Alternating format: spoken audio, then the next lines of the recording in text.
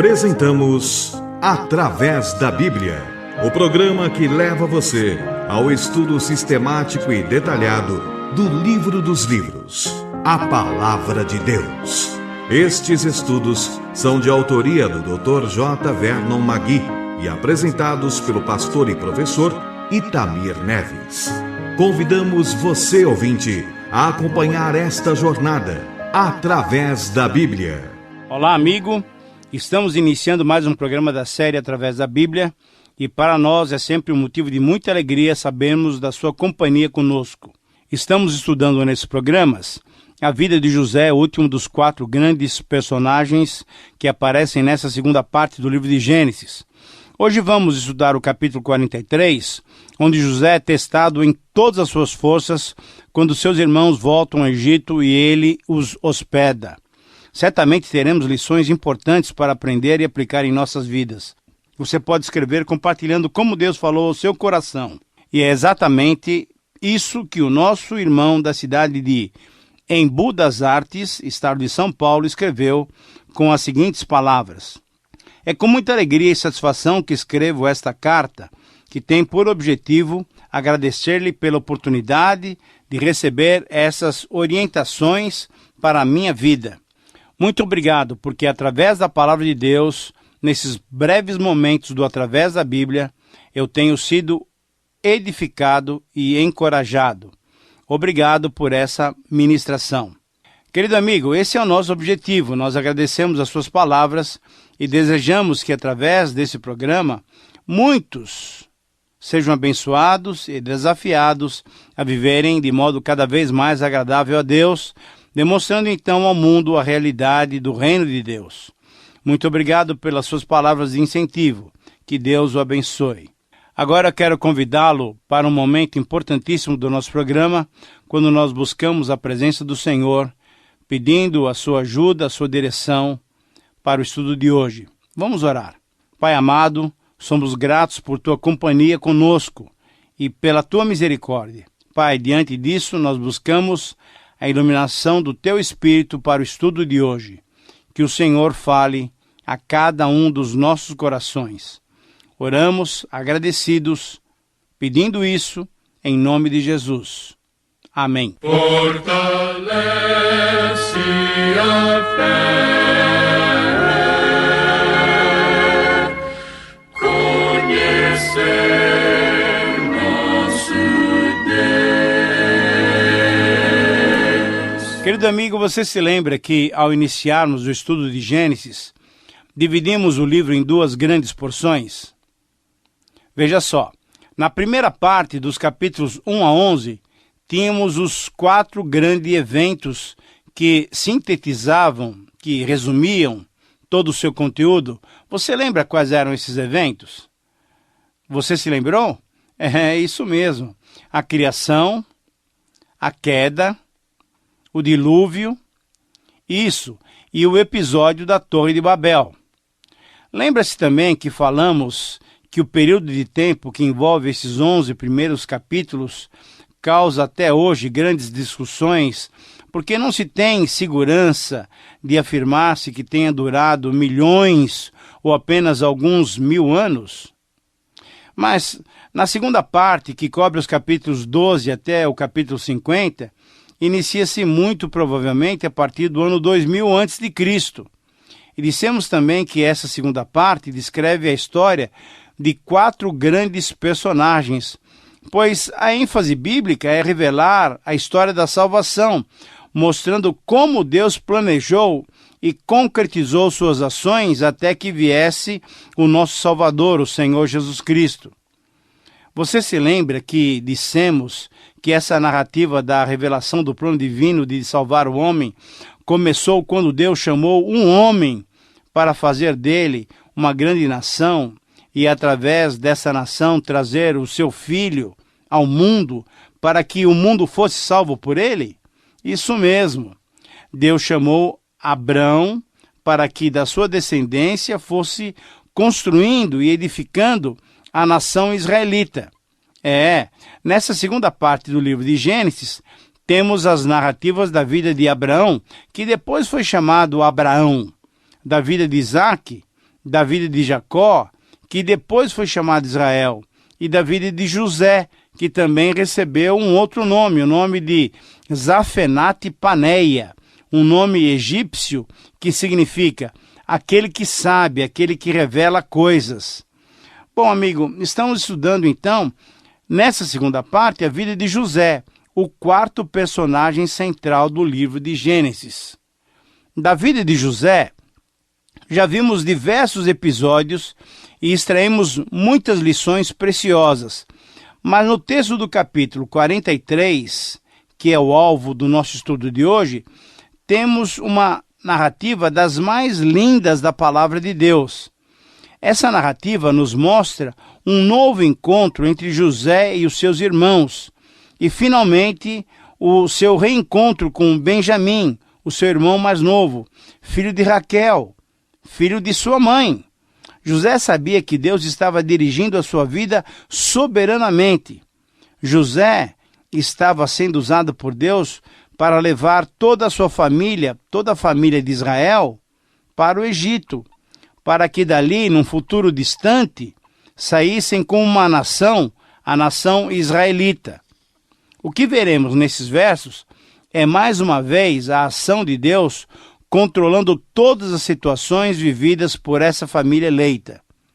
O Deus dos patriarcas, através de José, se demonstra misericordioso, no versículo 14, provisor, versículo 23, e gracioso, no versículo 29, trazendo paz e harmonia a essa família que herdaria sua promessa e traria através de suas futuras gerações o Salvador de toda a humanidade. Mas, querido amigo, vamos ao texto então. Veja só, nos versos 1 e 2, nos relatam a grave fome que atingiu a Canaã, de tal modo que nenhum alimento brotava para o sustento de Israel e sua grande família.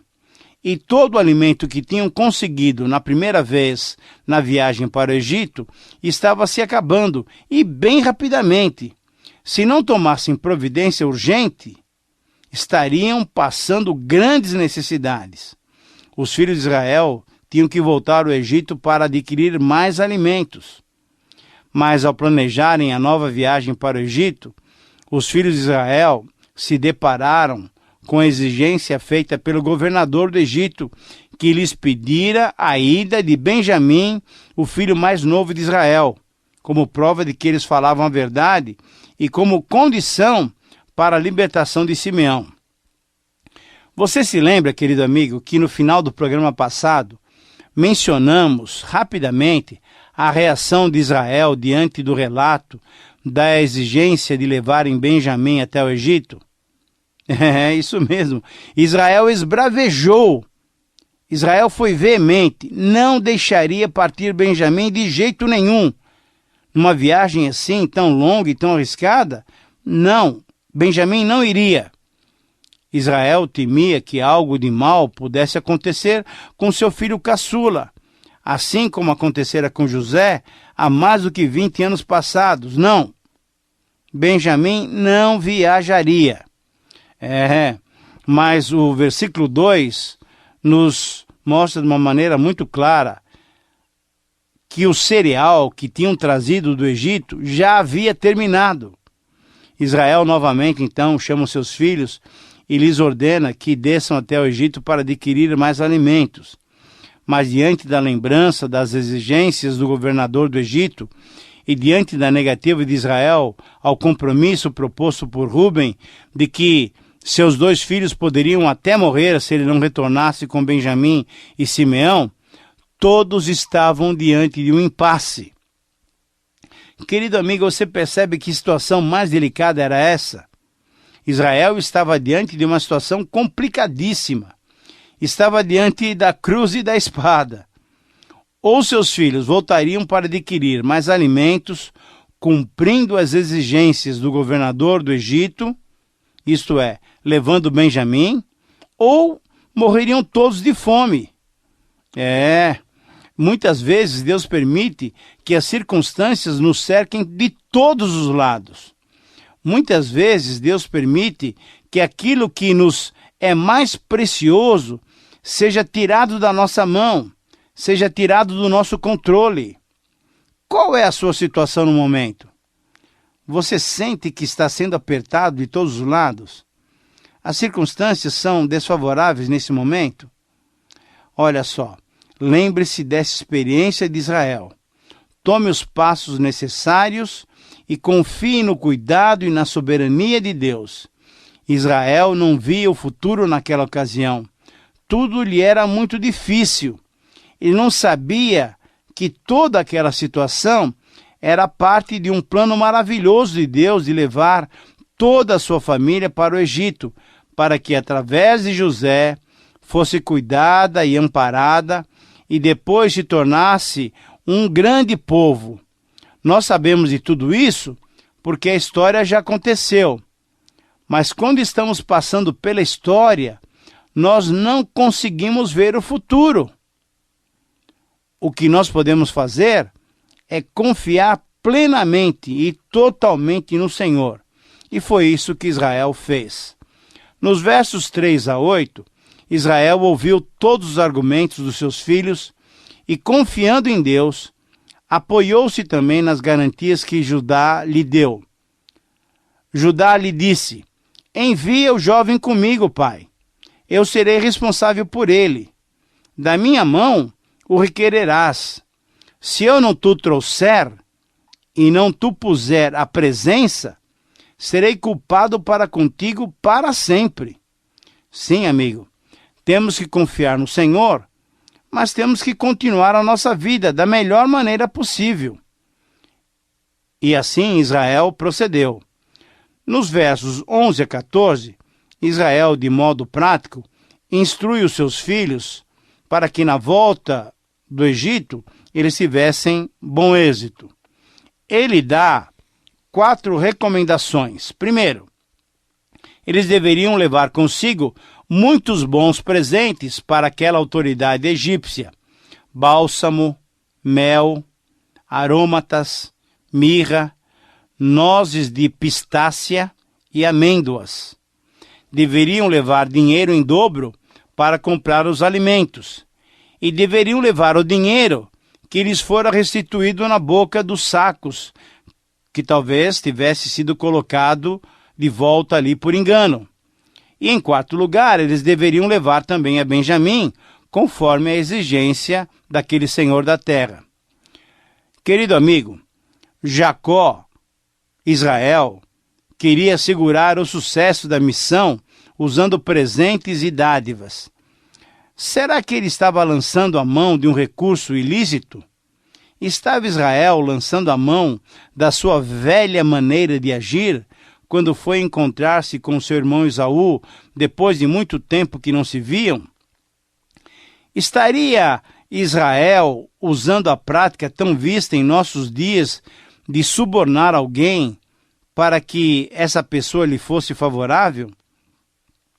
Ou será que Israel estava lançando mão de uma atitude recomendada pelo sábio Salomão em Provérbios 21:14?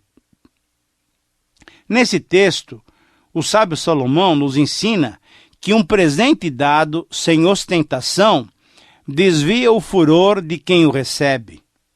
Você tem agido em situações como essa dessa mesma maneira? Depende muito da motivação do nosso coração. Você concorda comigo? Dependendo da motivação do nosso coração, podemos usar essa estratégia. E eu vou repetir o trecho para você. Provérbios 21:14. Leia-o e aplique-o, se for assim a sua condição. Mas, querido amigo, não foi só dessa maneira que Israel finalizou as suas instruções. Veja bem, depois de instruir os seus filhos de modo prático, Israel orou a Deus, colocando tudo na mão do Deus Todo-Poderoso, pedindo-lhe misericórdia, conforme lemos no versículo 14. E é assim que um crente age. É dessa maneira que nós devemos agir. Ele faz a sua parte, age, não fica parado queixando-se da vida e das circunstâncias. Ele age com bom senso, mas entrega-se aos cuidados do Senhor, que essa atitude de Israel possa nos estimular a sermos sábios e confiarmos plenamente em Deus. O texto prossegue e o verso 15 nos dá conta que os filhos de Israel voltaram ao Egito e dessa vez foram com Benjamim. Eram 10 homens orientados por seu pai e estavam sob a bênção do Senhor, buscando a solução para a sua família. Simeão estava como refém no Egito. Queriam retornar com ele. Queriam comprar mais alimentos, queriam retornar a Canaã para junto do seu pai, para junto das suas famílias. Mas agora imagine a ansiedade dos seus corações. Que trajeto, que dificuldades. O que estariam conversando durante aquela viagem? Mas foram para o Egito. Assim como toda boa história sempre tem momentos de destaque, aqui estamos exatamente em um desses momentos. Os versos 16 a 18 nos relatam a grande surpresa que tiveram os irmãos de José. Quando José viu que tinham trazido a Benjamim, seu irmão mais novo, surpreendeu a todos e deu ordens a seu mordomo que lhes preparasse uma refeição especial, porque ao meio-dia eles almoçariam com ele. Quando os 10 filhos de Israel perceberam que tinham sido levados à casa daquele senhor da terra, eles ficaram temerosos e pensaram que poderiam ser punidos por causa do dinheiro da primeira compra que tinha sido devolvido para eles quando retornaram a Canaã. Não era comum um grupo de estrangeiros que tinham vindo comprar alimentos serem levados à casa da mais alta autoridade, do mais alto oficial do Egito, para tomarem refeição. O que lhes aconteceria agora diante daquela grande autoridade? Temeram pensando que todos seriam feitos escravos. Que situação! Que dificuldade! Mas os versos 19 a 25 nos dão conta que, diante da incerteza do que lhes haveria de acontecer, e diante do temor de serem feitos todos escravos, os filhos de Israel procuraram então o mordomo de José e tentaram conquistá-lo, tentando sensibilizá-lo para que lhes fosse favorável. E contaram toda a história, todo o relato fizeram para esse mordomo. Contaram como o dinheiro que tinham trazido para comprar os alimentos naquela primeira viagem ao Egito foi achado na boca de cada saco de mantimento.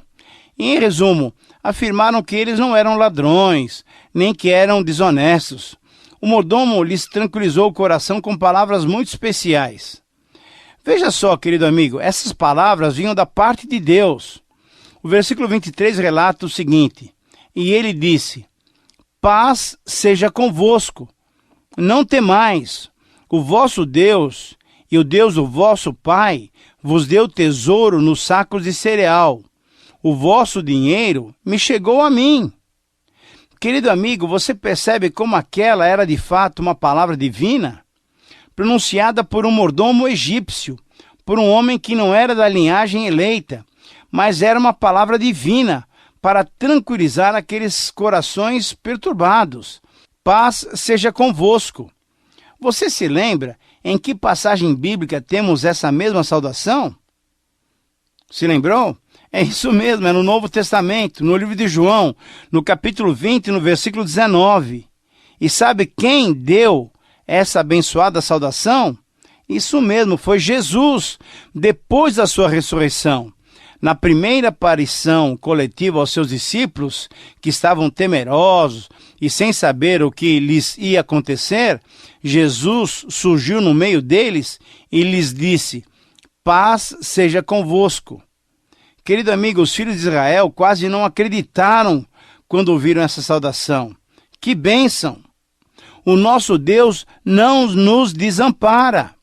Mas, além disso, os filhos de Israel ficaram de olhos arregalados quando viram Simeão ser trazido para junto deles, vivo, são e salvo. Sim, amigo, quando Deus age, ele age por completo. Nos versos 24 e 25, nós temos o relato de que todos os 11 filhos de Israel foram levados à casa de José e lhes foi dado água para levarem os seus pés, para se prepararem para a refeição. Assim estavam sendo muito bem tratados. Diante disso, diante daquela recepção, surpreendentemente, eles estavam se preparando para se encontrarem com aquela autoridade, com aquele oficial do Egito, super importante. E aí, então, eles preparam o presente também que eles tinham levado. Aquele presente que estava sendo preparado já desde a saída de Canaã, esse presente deveria ser oferecido no momento adequado. Então, agora, na hora da refeição, seria talvez o momento certo para entregar e para homenagear aquele Senhor da terra. Querido amigo, a oração de Israel ao Deus Todo-Poderoso estava sendo respondida. Você consegue perceber isso? Israel tinha pedido que o Deus Todo-Poderoso desse misericórdia para que Simeão lhes fosse restituído e deixassem voltar com Benjamim para Canaã. Então, veja só, 2/3 da oração já estavam respondidos. Deus é assim. Ora, se Jacó podia contar com Deus Todo-Poderoso, não havia nada a temer, era só confiar firmemente nele e tudo sairia bem.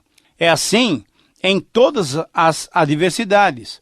Quando colocamos os nossos problemas nas mãos de Deus, devemos ficar tranquilos e confiantes. Deus é o Todo-Poderoso e a fé num Deus assim só pode trazer-nos completa paz e segurança. Foi isso que nos disse o apóstolo Paulo quando escrevendo aos Efésios, no capítulo 3, 20 e 21, declarou: Ora, aquele que é poderoso para fazer infinitamente mais do que tudo quanto pedimos ou pensamos, conforme o seu poder que opera em nós, a ele seja a glória na igreja, em Cristo Jesus, por todas as gerações, para todo sempre. Amém. Querido amigo, chegando ao final desse texto e ao final desse programa, devemos destacar ainda o verso 26, onde nos é relatado que ao darem os presentes a José, sem saber que aquele senhor da terra era José, os 11 filhos de Israel se ajoelharam, inclinando-se diante dele, exatamente como José tinha sonhado há tanto tempo atrás.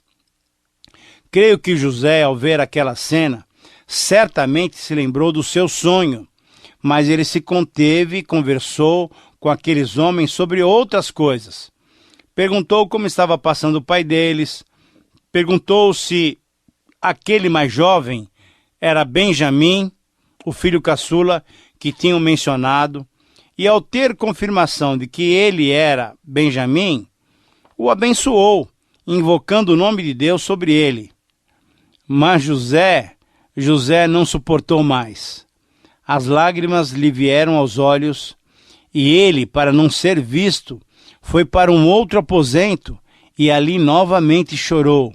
Chorou de emoção ao ver o seu querido irmão, filho da sua mãe. Chorou por ver a cena de todos aqueles irmãos se ajoelharem a seus pés, cumprindo então o seu sonho. Ele chorou, e chorou de emoção ao saber que seu pai estava bem, embora já fosse avançado em idade. E certamente, querido amigo, ele chorou porque naquele momento ele viu mais uma vez como Deus lhe tinha conduzido a vida até aquele momento. Sim, querido amigo, quando nós meditamos no que Deus tem feito a nós temos que chorar de alegria, temos que nos dobrar diante do Senhor com muita gratidão por tanta bondade que Ele tem dispensado a nós. O texto termina dizendo que José, depois de recobrar, depois de lavar o rosto, voltou para a sala de refeições, para junto dos seus irmãos, ainda sem se dar a conhecer. José ainda manteve segredo, se alimentou numa mesa separada. Os filhos de Israel, sentados ordenadamente, comeram, beberam e se regalaram. Mas a porção de Benjamim, seu irmão caçula, foi 5 vezes maior que a dos seus outros irmãos. Querido amigo, quando confiamos em Deus, isso acontece. Veja só, na capital do império o maior império da época, no Palácio Real, estavam 12 homens hebreus alimentando-se numa reunião familiar e festiva. Por quê? Porque quando confiamos em Deus, é isso que acontece. Foram muitas lições nesse estudo. Espero que Deus lhe tenha abençoado. Meu desejo é reencontrá-lo no nosso próximo programa. Um abraço e que Deus te abençoe. Terminamos mais uma apresentação do programa Através da Bíblia. Esperamos que você nos escreva, dando a sua opinião sobre o que ouviu. O nosso endereço é Caixa Postal 18.300, CEP 04626-970, São Paulo, São Paulo.